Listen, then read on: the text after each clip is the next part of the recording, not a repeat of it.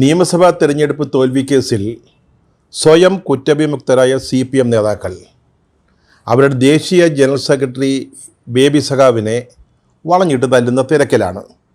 അപ്പോൾ CPI ഈ പരാജയത്തിൻ്റെ എല്ലാം കാരണം CPM ആണെന്ന് പറഞ്ഞുകൊണ്ട് അവരുടെ നെഞ്ചത്ത് കയറാൻ ചെന്നിരിക്കുന്നു. CPIയുടെ സംസ്ഥാന എക്സിക്യൂട്ടീവ് തയ്യാറാക്കിയ അവലോകന റിപ്പോർട്ട് അതിൽ പറയുന്നത് സർക്കാരിൻ്റെ തെറ്റായ പോക്ക് കണ്ടപ്പോഴൊക്കെ അത് CPI ചൂണ്ടിക്കാണിച്ചിരുന്നുവെന്നും തിരുത്താൻ ആവശ്യപ്പെട്ടിരുന്നു എന്നുമാണ്. പക്ഷെ തിരുത്താൻ തയ്യാറായില്ല. സർക്കാരിൻ്റെ പോക്ക് തിരുത്തപ്പെടേണ്ടതായിരുന്നു എന്ന് പറയുമ്പോൾ അത് പെശകായിരുന്നു എന്നർത്ഥം. അതിൻ്റെ പേരിൽ ഭരണവിരുദ്ധ വികാരം ഉണ്ടായിരുന്നു എന്നും അതിൽ നിന്ന് നമുക്ക് മനസ്സിലാക്കാം. പക്ഷേ സർക്കാർ തിരുത്തിയില്ല. അതുമാത്രമല്ല CPIയുടെ വകുപ്പുകൾ അതിനോടൊരു ചിറ്റമ്മ നയം, കാശിന് 16 എന്നുള്ളൊരു തോന്നൽ, അതായിരുന്നു CPMൻ്റേത്. അതുമാത്രമല്ല CPM ഭരിച്ച വകുപ്പുകളോ മഹാപരാജയമായി മാറുകയും ചെയ്തു. ഇതാണ് കഴിഞ്ഞ തെരഞ്ഞെടുപ്പിലെ LDFൻ്റെ തോൽവിയുടെ പ്രധാന കാരണം. അതായത് ഭരണവിരുദ്ധ വികാരമായിരുന്നു, അല്ലെങ്കിൽ ജനങ്ങൾ ഭരണത്തിനെതിരായിരുന്നു എന്ന് സാരം. അതാണ് അവരുടെ എക്സിക്യൂട്ടീവ് തയ്യാറാക്കിയ അവലോകന റിപ്പോർട്ടിൻ്റെ കാച്ചി കുറുക്കിയ സത്യം. CPIയുടെ കാര്യം അങ്ങനെയാണ്. അവർ പറ്റുമെങ്കിൽ സത്യം മാത്രമേ പറയത്തുള്ളൂ. അതവരുടെ ഒരു രീതിയാണ്. കഴിഞ്ഞ പിണറായി സർക്കാരുകളുടെ ചരിത്രം നോക്കിയാൽ ഇടതുപക്ഷത്തിന് ചേർന്നതല്ലാത്ത എന്തെങ്കിലും നടപടികൾ, നീക്കങ്ങൾ സർക്കാരിൻ്റെ ഭാഗത്തുനിന്നുണ്ടായാൽ അത് CPI എതിർത്തിട്ടുണ്ട്. അതൊരു സത്യമാണ്. പലപ്പോഴും CPMൻ്റെ പരിപാടികൾ ഇടതുപക്ഷ സ്വഭാവത്തിന് നിരക്കാത്തതായിരുന്നതുകൊണ്ട് അപ്പോഴൊക്കെ അവർക്ക് CPMനെ എതിർക്കേണ്ടി വന്നിട്ടുണ്ട്. PM ശ്രീ വിവാദം, അതുപോലെ തന്നെ തൃശ്ശൂർ പൂരം കലക്കൽ, ഒരു ADGPക്ക്, പിണറായിയുടെ ഏറ്റവും അടുപ്പക്കാരനായ ഒരു ADGPക്ക് RSSകാരുമായിട്ടുണ്ടായ ബന്ധം, അതുപോലെ ഏലപ്പള്ളിയിലെ ബ്രൂവറി കേസ്, ഇതിലൊക്കെ CPI CPMനെ എതിർത്തതാണ്. അതവരുടെ ഒരു രീതിയാണ്. ഇടതുപക്ഷ മുന്നണിയിൽ CPMനെതിരെ എന്തെങ്കിലും ഒന്ന് മിണ്ടുകയും പറയുകയും ചെയ്യണമെങ്കിൽ CPI ഉണ്ടെങ്കിലേ പറ്റൂ എന്നതായിരുന്നു അവസ്ഥ. ഇടയ്ക്ക് കേരള കോൺഗ്രസ് LDFലേക്ക് വന്നു. ഈ മുന്നണിയിലെ രണ്ടാമത്തെ പാർട്ടിയായിട്ട് ഞങ്ങൾ മാറുമെന്ന വീരവാദവുമായിട്ടാണ് ജോസ് മോൻ്റെ കേരള കോൺഗ്രസ് വന്നു കയറിയത്. പക്ഷേ ഇടതു മുന്നണിയിൽ കേരള കോൺഗ്രസ്സിന് തീരെ ശബ്ദം നിലച്ച മട്ടായിരുന്നു.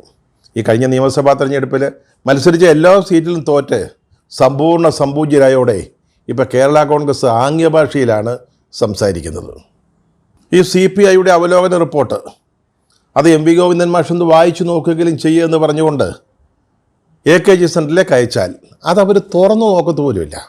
അവർ CPIക്കും CPIയുടെ റിപ്പോർട്ടിനും അവരുടെ അഭിപ്രായ പ്രകടനങ്ങൾക്കൊക്കെ ആ ഒരു വിലയെ കൽപ്പിച്ചിട്ടുള്ളൂ. അളമുട്ടിയപ്പോൾ ചില കാര്യങ്ങളൊക്കെ സമ്മതിച്ചു കൊടുത്തിട്ടുണ്ട്. പക്ഷെ സാധാരണഗതിയിൽ CPIയുടെ ഉള്ളൊരു സമീപനം അതാണ്. ആ റിപ്പോർട്ട് അവർ തുറന്നു നോക്കത്തു പോലുമില്ല. പ്രത്യേകിച്ച് ഇന്നത്തെ സാഹചര്യത്തിൽ. അതിൻ്റെ ഒന്നാമത്തെ കാരണം എന്ന് പറയുന്നത് ഈ തെരഞ്ഞെടുപ്പ് തോൽവി സംബന്ധിച്ച കേസിൽ അവരവരുടെ ദേശീയ ജനറൽ സെക്രട്ടറിയുമായിട്ട് മല്ലടിച്ചുകൊണ്ടിരിക്കുക. അദ്ദേഹത്തെ വളഞ്ഞിട്ട് പൂശിക്കൊണ്ടിരിക്കുക. അതിൻ്റെ ഒരു തിരക്കിലാണ് പാർട്ടി. അതിനിടയ്ക്ക് CPIയുടെ റിപ്പോർട്ട് വായിച്ചു നോക്കാൻ എവിടെയാണ് നേരം? രണ്ടാമത്തെ കാരണം എന്ന് പറയുന്നത് പിണറായി സർക്കാരിൻ്റെ എന്തെങ്കിലും വീഴ്ചകൾ, അതുവഴിയുണ്ടായ ഭരണവിരുദ്ധ വികാരം ആണ് ഈ തെരഞ്ഞെടുപ്പ് തോൽവിയുടെ കാരണമെന്ന് പറഞ്ഞാൽ അത് CPM ഓഫീസിൽ സ്വീകരിക്കത്തില്ല. പാർട്ടിയുടെ സംസ്ഥാന കമ്മിറ്റി ചേർന്നിട്ട് അങ്ങനെ ഒരു സംഭവമേ ഉണ്ടായിട്ടില്ല. ഒരു അരക്കണിഞ്ചിന് പോലും ഭരണവിരുദ്ധ വികാരം കേരളത്തിൽ ഉണ്ടായിരുന്നില്ല എന്ന് കണ്ടെത്തിയിട്ടുണ്ട്. അവരത് തറപ്പിച്ച് പറഞ്ഞിട്ടുമുണ്ട്. പിന്നെ 2-3 സീറ്റുകളിൽ സ്ഥാനാർത്ഥികളെ നിശ്ചയിച്ച കാര്യത്തിൽ ചില്ലറ പെശകൾ പറ്റി. അതിനപ്പുറത്ത് ഒരു കുഴപ്പവും ഉണ്ടായിട്ടില്ല. പ്രത്യേകിച്ച് തളിപ്പറമ്പിൽ അവിടെ CPMൻ്റെ സംസ്ഥാന സെക്രട്ടറി ഗോവിന്ദൻ മാഷിൻ്റെ ഭാര്യ ശ്യാമളയെ സ്ഥാനാർത്ഥിയാക്കി. അത് ഗോവിന്ദൻ മാഷൊക്കെ പറ്റിയൊരു തെറ്റൊന്നുമല്ല കേട്ടോ. അത് ജില്ലാ കമ്മിറ്റിക്ക് പറ്റിയതാണ്. അല്ലാതെ സ്റ്റേറ്റ് സെക്രട്ടറിക്കോ സ്റ്റേറ്റ് കമ്മിറ്റിക്കോ അക്കാര്യത്തിൽ യാതൊരു മനസ്സറിവുമില്ല. അത് മാത്രമല്ല, ഭാര്യ ശ്യാമളയെ തളിപ്പറമ്പിൽ സ്ഥാനാർത്ഥിയാക്കിയ വർത്തമാനം ചാനൽ വാർത്തയിൽ നിന്നാണ് MV ഗോവിന്ദൻ മാഷ് അറിഞ്ഞത് തന്നെ. പിന്നെങ്ങനെ അദ്ദേഹം കുറ്റക്കാരനാകുന്നത്? അങ്ങനെ ചില്ലറ പശകൾ CPMന് പറ്റിയിട്ടുണ്ട്, പാർട്ടിക്ക്. അല്ലാതെ പാർട്ടി നേതാക്കൾക്ക് യാതൊരു ഉത്തരവാദിത്വവും ഈ തെരഞ്ഞെടുപ്പുമായിട്ട് ബന്ധപ്പെട്ടില്ല. അതായത് സർക്കാരിനെ നയിച്ച പിണറായി വിജയനോ പാർട്ടിയെ വിപ്ലവ പാതയിലൂടെ മുന്നോട്ട് നയിച്ച എം വി ഗോവിന്ദൻ മാർക്സിനോ യാതൊരു തകരാറും പറ്റിയിട്ടില്ല. അതുകൊണ്ട് അത്തരത്തിലുള്ള സൂചനകളെങ്കിലുമുള്ള ഒരു റിപ്പോർട്ടും CPM ആഫീസിൽ സ്വീകരിക്കത്തില്ല. CPI ഇങ്ങനൊരു റിപ്പോർട്ട് തയ്യാറാക്കി അത് വായിച്ച് സ്വയം ആശ്വസിക്കാം, സങ്കടങ്ങളൊക്കെ കരഞ്ഞു തീർക്കാമെന്നതിനപ്പുറത്ത് ഇതുകൊണ്ട് യാതൊരു പ്രസക്തിയുമില്ല. ബേബിയെപ്പോലുള്ള ആഭ്യന്തര ശത്രുക്കളെ നേരിടാനുള്ള തിരക്കിനിടയിൽ ഒരു കാരണവശാലും CPIയുടെ റിപ്പോർട്ട് CPM പരിഗണിക്കുകയില്ല. CPIയുടെ ചില്ലറ അസുഖങ്ങളുള്ള ഒരാളാണ് നമ്മുടെ MA ബേബി സഖാവ്. ചിലപ്പോൾ അദ്ദേഹം ചില സത്യങ്ങൾ വിളിച്ചു പറയും. അത് ഈ കണ്ണൂർ CPMൻ്റെ തനത് സ്വഭാവത്തിന് പറ്റിയതല്ല. ഈ സംസ്ഥാന കമ്മിറ്റി തയ്യാറാക്കിയ അവലോകന റിപ്പോർട്ട് അത് MA ബേബി സഖാവിന് തീരെ പിടിച്ചിട്ടില്ല. പക്ഷേ തളിപ്പറമ്പിലെ 95% ആളുകളും എതിർത്ത ഒരാളെ, ഭാര്യയെ അവിടെ സ്ഥാനാർത്ഥിയാക്കാൻ MV ഗോവിന്ദൻ മാർക്സ് കാണിച്ച ആ തിടുക്കമുണ്ടല്ലോ, അത് കണ്ടപ്പോൾ MA ബേബി സാഹിബിന് ഒട്ടും സഹിക്കാൻ പറ്റിയില്ല എന്നുള്ളതാണ് നേര്. അതുമാത്രമല്ല, അവലോകന റിപ്പോർട്ടുമായിട്ട് വന്നപ്പോൾ സ്വയം കുറ്റവിമുക്തനായി വെള്ളപൂശി നിൽക്കുന്ന MV ഗോവിന്ദൻ മാർക്സ്, അത് എത്ര ശാന്ത സ്വഭാവമുള്ള ആളാണെങ്കിലും അത്ര പിടിക്കത്തില്ല. അതേ MA ബേബിക്ക് പറ്റിയുള്ളൂ. അതുകൊണ്ട് അദ്ദേഹം തുറന്നങ്ങ് പറഞ്ഞു, ഒരു സത്യം അങ്ങ് പറഞ്ഞു. അതായത് തളിപ്പറമ്പിൽ സ്വന്തം ഭാര്യയെ സ്ഥാനാർത്ഥിയാക്കി നിശ്ചയിച്ചതിൽ MV ഗോവിന്ദൻ മാർക്സിന് നോട്ടക്കുറവ് പറ്റി, തെറ്റുപറ്റി, വീഴ്ച പറ്റി. പേരൊന്നും പറഞ്ഞില്ല. അത് MA ബേബി സഖാവിൻ്റെ ഒരു പ്രത്യേകതയാണ്. അങ്ങനെ ആരെയും പേരെടുത്തൊന്നും വിമർശിക്കുകയോ കുറ്റപ്പെടുത്തുകയോ ഒന്നും ചെയ്യത്തില്ല. പക്ഷേ പേര് പറയാതെ ആരെയാണ് ഉദ്ദേശിക്കുന്നത് എന്ന് വ്യക്തമായി മനസ്സിലാക്കുന്ന രീതിയിൽ സംസാരിക്കാൻ ബേബി സഖാവിനറിയാം. അദ്ദേഹം അതങ്ങോട്ട് തുറന്നു പറഞ്ഞു. അതുമാത്രമല്ല, തളിപ്പറമ്പിലെ ശ്യാമളയുടെ സ്ഥാനാർത്ഥിത്വം പാർട്ടി ശത്രുക്കൾ ഉപയോഗിക്കുന്നു, അല്ലെങ്കിൽ അത് പാർട്ടിക്ക് ദോഷകരമായി വരുന്നു എന്ന് കണ്ടപ്പോൾ അത് തിരുത്തുന്നതിന് മുൻകൈ എടുക്കാനുള്ള ബാധ്യത ഗോവിന്ദൻ മാഷിനുണ്ടായിരുന്നു. അതും ബേബി സഖാവ് സൂചിപ്പിച്ചു. പേരെടുത്ത് പറഞ്ഞിട്ടല്ല കേട്ടോ. പക്ഷേ ആരെയാണ് ഉദ്ദേശിച്ചതെന്ന് വളരെ വ്യക്തമാണ്. CPMൻ്റെ ദേശീയ തലത്തിലുള്ള സുപ്രീം കമാൻഡറാണ് MA ബേബി സഖാവ്. അത് നമുക്കെല്ലാവർക്കും അറിയാവുന്ന കാര്യമാണ്. പക്ഷേ അദ്ദേഹം ഇതൊക്കെ പറഞ്ഞപ്പോൾ ഒരു കാര്യം മറന്നുപോയി. സുപ്രീം കമാൻഡറാണെന്ന് പറയുന്നതൊക്കെ ശരിയാണ്, പക്ഷേ സുപ്രീം കമാൻഡ് എന്ന് പറയുന്നത് കേരളമാണ്, കേരളത്തിലെ പാർട്ടിയാണ്. കേരളത്തിലെ പാർട്ടിയിലെ അനിഷേധ്യരായ നേതാക്കളെ നമ്പർ 1 എന്ന് പറയുന്നത് നമ്മുടെ പിണറായി വിജയൻ. അദ്ദേഹമാണ് പാർട്ടി.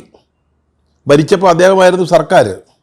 അദ്ദേഹത്തെയും അദ്ദേഹത്തിൻ്റെ അകമ്പടി പാട്ടുകാരനായി MV ഗോവിന്ദൻ മാർക്സെയും കുറ്റപ്പെടുത്തിയാൽ, അവരെ വിമർശിച്ചാൽ കൃത്യമായി മറുപടി കിട്ടും എന്നുള്ളൊരു കാര്യം അദ്ദേഹം മറന്നുപോയോ എന്ന് സംശയം.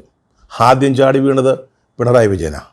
പിണറായി വിജയൻ പറഞ്ഞു, സംസ്ഥാന കമ്മിറ്റിയുടെ അവലോകന റിപ്പോർട്ടിൽ പറയുന്നതിനപ്പുറത്ത് കാര്യങ്ങളൊന്നുമില്ല, അതിലാരെയും കുറ്റപ്പെടുത്തിയിട്ടില്ല, ആരെയും എവിടെയെങ്കിലും സ്ഥാനാർത്ഥിയാക്കിയതിൽ ആർക്കെങ്കിലും പെശക് പറ്റിയതായിട്ട് പറയുന്നില്ല. അങ്ങനെ മറിച്ചുള്ള വ്യാഖ്യാനങ്ങൾ പാർട്ടി എടുത്തിട്ടുള്ള നിലപാടിന് നിരക്കുന്നതല്ല. അതായത് പൂർണ്ണമായിട്ട് MA ബേബി സഖാവിനെ പിണറായി അങ്ങ് വെട്ടി, അല്ലെങ്കിൽ അങ്ങ് തൂക്കി. അതായത് കേരളത്തിലെ പാർട്ടിയുടെ കാര്യത്തിൽ പാർട്ടിയുടെ സംസ്ഥാന കമ്മിറ്റി പറയുന്നതാണ് ഫൈനൽ വേർഡ്, അവസാന വാക്ക്. അതിനപ്പുറത്ത് മറ്റൊന്നില്ല. അതിനപ്പുറത്ത് MA ബേബിയും ഇല്ല, PBയും ഇല്ല, കേന്ദ്ര കമ്മിറ്റിയും ഇല്ല, മറ്റാരുമില്ല. ഞങ്ങളുടെ സംസ്ഥാന കമ്മിറ്റി, അതും ഞങ്ങൾ പറയുന്നത് പോലെ നിൽക്കുന്ന സംസ്ഥാന കമ്മിറ്റി ഒരു നിലപാടെടുക്കുന്നതിനപ്പുറം മറ്റൊരു നിലപാടില്ല. VD സതീശൻ മുഖ്യമന്ത്രി ആയതിനു ശേഷം കേരളത്തിൽ സൂര്യൻ പടിഞ്ഞാറാണ് ഉദിക്കുന്നതെന്ന് പാർട്ടി സംസ്ഥാന കമ്മിറ്റി പറഞ്ഞാൽ അതാണ് ശരി. സൂര്യൻ പടിഞ്ഞാറാണ് ഉദിക്കുന്നത്. അതിനെ ചോദ്യം ചെയ്യാൻ ഒരു PBയും ബേബിയും വരണ്ട. പിണറായി വിജയൻ എതിർത്ത് സംസാരിച്ചപ്പോൾ നമ്മുടെ ഗോവിന്ദൻ സഖാവിനും ധൈര്യം വന്നു. അദ്ദേഹവും പറഞ്ഞു, പാർട്ടി സംസ്ഥാന കമ്മിറ്റിയുടെ അവലോകന റിപ്പോർട്ടിനപ്പുറം ഈ വിഷയത്തിൽ മറ്റൊരു വിധിയില്ല, അതിന്മേലൊരു അപ്പീലില്ല. ബേബിയാണേലും PB ആണേലും അതിനപ്പുറത്തേക്ക് പോകുന്ന പ്രശ്നമില്ല. ഞങ്ങളും PBയാ. ഈ ബേബി സഖാവ് എന്ന് പറയുന്നത് ജനറൽ സെക്രട്ടറി എന്ന നിലയിൽ അല്പം മൂത്ത PB ആണെന്ന് മാത്രമേ ഉള്ളൂ. കേരളമില്ലെങ്കിൽ PBയോ CCയോ ഇല്ലെന്നുള്ളത് മറക്കരുത്. അതായിരുന്നു ഗോവിന്ദൻ മാഷ് പറഞ്ഞ രാഗത്തുക. ഈ സംസ്ഥാന കമ്മിറ്റി തയ്യാറാക്കിയ അവലോകന റിപ്പോർട്ട് അതങ്ങനെ എല്ലാവരും വെള്ളം തൊടാതെ വിഴുങ്ങയില്ലെന്ന് പിണറായി വിജയൻ MV ഗോവിന്ദൻ മാഷ്ക്കും പണ്ടേ അറിയാമായിരുന്നു. ഈ റിപ്പോർട്ട് തയ്യാറാക്കുമ്പോഴേ അവർക്കതിനെക്കുറിച്ച് നല്ല ബോധമുണ്ടായിരുന്നു. അതുകൊണ്ടൊരു പ്രത്യേക നിഷ്കർഷയോടുകൂടിയാണ് ഈ റിപ്പോർട്ട് തയ്യാറാക്കിയതും അവസാനം പാർട്ടി അണികൾക്കും പൊതുസമൂഹത്തിനുമായി വിക്ഷേപണം ചെയ്തതും. അതായത് ഈ റിപ്പോർട്ടിൻ്റെ പേരിൽ പാർട്ടിയിലെ യോജിപ്പിനും ഐക്യത്തിനും നിരക്കാത്തതായ ഒരു നിലപാടും ഒരു അഭിപ്രായ പ്രകടനവും ഒരാളിൽ നിന്നും ഉണ്ടാകാൻ പാടില്ല. അതായത് ഈ അവലോകന റിപ്പോർട്ട് എല്ലാവരും കണ്ണടച്ച് അംഗീകരിച്ചോളണം. ഒരാൾ പോലും എതിർപ്പിൻ്റെ ഒരു വാക്ക് പോലും ഉച്ചരിക്കരുത്. അങ്ങനെ ഒരു നിഷ്കർഷയോടുകൂടി, ഒരു മുൻകൂർ ജാമ്യത്തോടു കൂടിയാണ് ഈ റിപ്പോർട്ട് പുറത്തേക്ക് വിട്ടത്. പക്ഷേ MA ബേബി സഖാബി കൊലച്ചതി കാണിക്കുമെന്ന് അവരാരും വിചാരിച്ചില്ല. ആ മഹാരാഷ്ട്രയിൽ നിന്നുള്ള അശോക് ധാവളയോ മറ്റോ ആയിരുന്നു ഇത് പറഞ്ഞതെങ്കിൽ നമുക്കത്ര വിഷമം തോന്നത്തില്ലായിരുന്നു. ചേട്ടാ, പിണറായി വിജയനെ പ്രതിപക്ഷ നേതാവാക്കണമെന്ന കാര്യത്തിൽ PBയിൽ ഒരു വോട്ടെടുപ്പ് നടന്നു, ഓൺലൈൻ വോട്ടെടുപ്പ്. അതിൽ പിണറായിക്കെതിരായിട്ട് നിന്ന ആളാണ് ഈ അശോക് ധാവളെ. അവരൊക്കെ എതിർത്താൽ നമുക്ക് മനസ്സിലാവും. പക്ഷേ ബേബി, യു ടു ബേബി. പക്ഷേ പാർട്ടിയെ സ്നേഹിക്കുന്നവർ ഈ സംഭവ വികാസങ്ങളിൽ സന്തോഷിക്കുകയാണ് വേണ്ടത്. ഈ തെരഞ്ഞെടുപ്പ് പരാജയം സംബന്ധിച്ച സത്യങ്ങൾ മേഘപടലങ്ങളുടെ മറനീക്കി പുറത്തേക്ക് വരികയാണ്. സത്യം പുറത്തു വന്നാൽ മാത്രമേ പാർട്ടിയിൽ തിരുത്തലുകൾ സാധിക്കുകയുള്ളൂ. ഇപ്പോൾ ഇതിൻ്റെ പേരിൽ കേരളത്തിൽ നിന്നുള്ള PB അംഗങ്ങൾ 2 തട്ടിലായിരിക്കുകയാണ്. നേരത്തെ പറഞ്ഞതുപോലെ പിണറായിയെ പ്രതിപക്ഷ നേതാവാക്കിയ കാര്യത്തിൽ പോലും PBയിൽ വ്യത്യസ്ത അഭിപ്രായം ഉണ്ടായിരുന്നു. 2 വോട്ടിൻ്റെ വ്യത്യാസത്തിലാണ് പിണറായി വിജയൻ കടന്നുകൂടിയത്. ഇക്കാര്യത്തിൽ കേന്ദ്ര കമ്മിറ്റി എന്ത് നിലപാടെടുക്കുമെന്നുള്ളത് വളരെ പ്രധാനപ്പെട്ട കാര്യമാണ്. തെരഞ്ഞെടുപ്പ് പരാജയത്തിൻ്റെ യഥാർത്ഥ കാരണങ്ങൾ കണ്ടെത്താനും അതിലേക്ക് നയിച്ച യഥാർത്ഥ പ്രതികളെ തിരിച്ചറിയാനും കേന്ദ്ര കമ്മിറ്റിക്ക്, കേന്ദ്ര നേതൃത്വത്തിന്, PBക്ക്, ബേബി അടക്കമുള്ള PB അംഗങ്ങൾക്ക് സാധിക്കുമെങ്കിൽ അത് പാർട്ടിയുടെ രക്ഷയ്ക്കുള്ള വഴി തുറക്കും. ഇനി ഈ പാർട്ടിയിൽ എന്തൊക്കെയാണ് നടക്കുക എന്നുള്ളത് കണ്ടറിയണം. പിണറായിൻ്റെ ഏകാധിപത്യം ഇനിയും അംഗീകരിക്കപ്പെടുമോ, അതോ പാർട്ടിയെ രക്ഷപ്പെടുത്താനുള്ള വഴികൾ പാർട്ടിയുടെ ദേശീയ നേതൃത്വം കണ്ടെത്തുമോ?